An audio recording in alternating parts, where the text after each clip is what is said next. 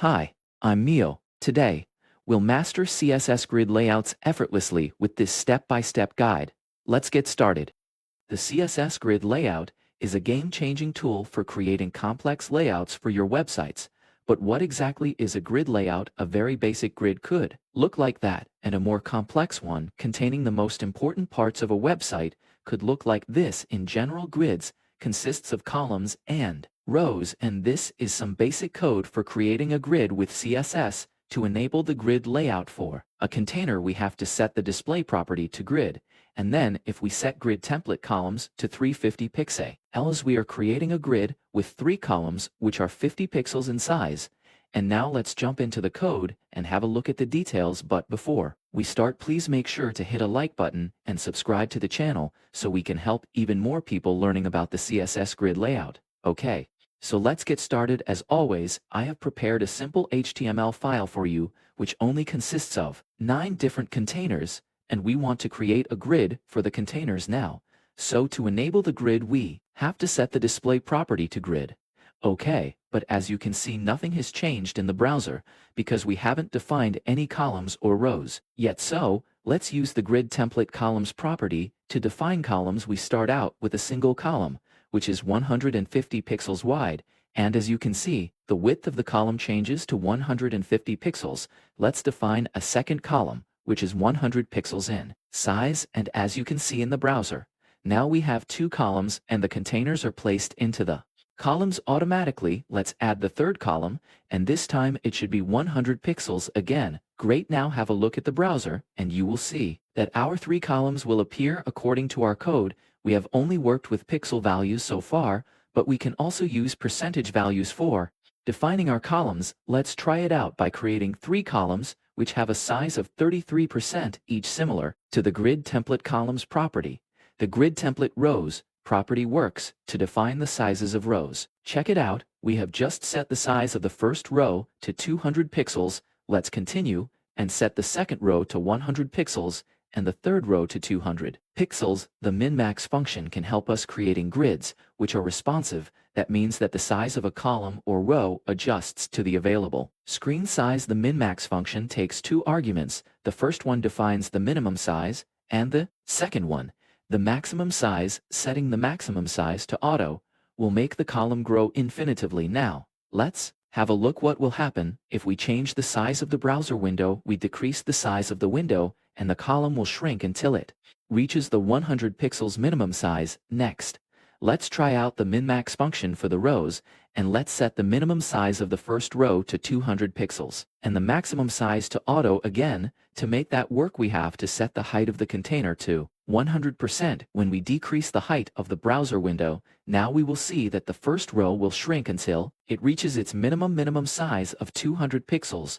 The repeat function is another very helpful tool we can use for creating our grids. The repeat function also has 2 arguments. The first one defines how many times we want to repeat a row or column, and the second argument defines the size. In this case, we want to create 3 columns of 150 pixels and 3 rows of 150 pixels. Have a look at the browser and you will see that our containers are little squares now. So far we have only worked with pixel values and percentage values, but grids introduce a whole new unit to CSS, the so-called fraction unit. Using the fraction unit, we can also create responsive grids. Similar to the min-max function, you can compare the fraction unit to the flex grow and shrink properties of the flex layout. Here we have created 3 columns. The first and second column are 1 fraction wide, and the third column 2 fractions, so we have a total of 4 fractions. So 2 fractions is equal to 50%, and 1 fraction is equal to 25%.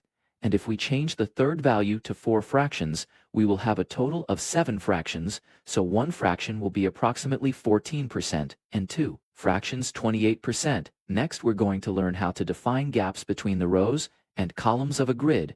So I already have removed the margins from the contents, so we are ready to define the gaps now. To define the gaps between the rows of a grid, we have to use the grid row gap property. Let's set it to 5050 pixels, and to achieve the same thing for the columns, we have to use the grid column gap property. And now have a look at the browser and you will see that we have gaps between the columns and the rows of our grid. The grid gap property allows us to create gaps for rows and columns with just a single property.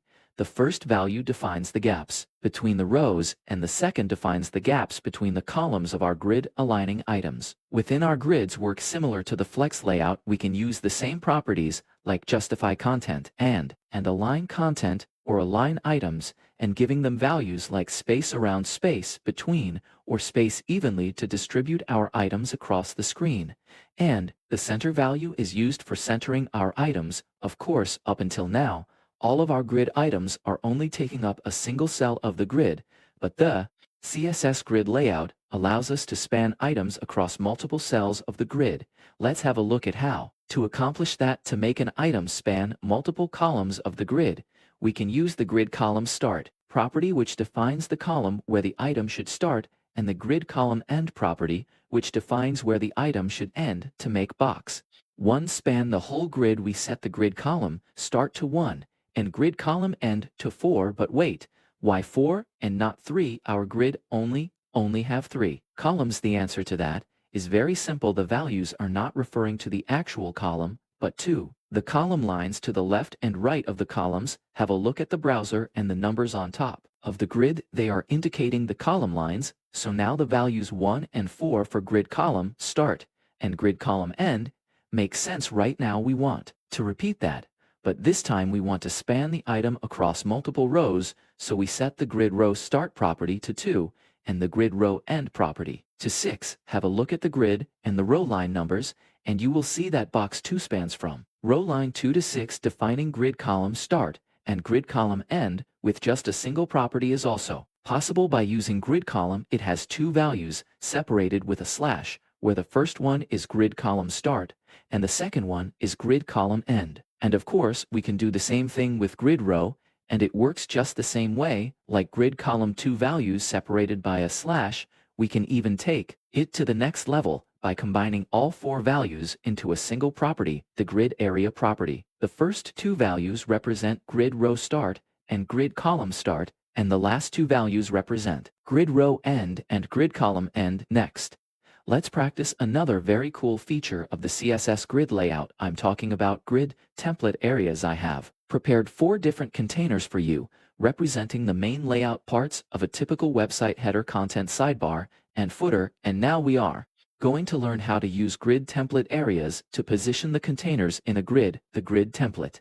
areas property takes a single string for each row of the grid, and inside of the row we define the column, which are separated by a space. We can give the columns any name we want, basically similar to setting an ID to an HTML element. We want to create a 2-column grid, and we want the header to span the 2 columns, so we write header space header. In the second row we want to display the content to the left and the sidebar to the right, so we write content space sidebar. And in the third row we want the footer to span 2 columns just like the header, so we write footer space footer. But before our grid template areas will work, we have to define the areas to each of the containers. Let's start with the header and set the grid area property to header, and repeat the step for content sidebar and footer.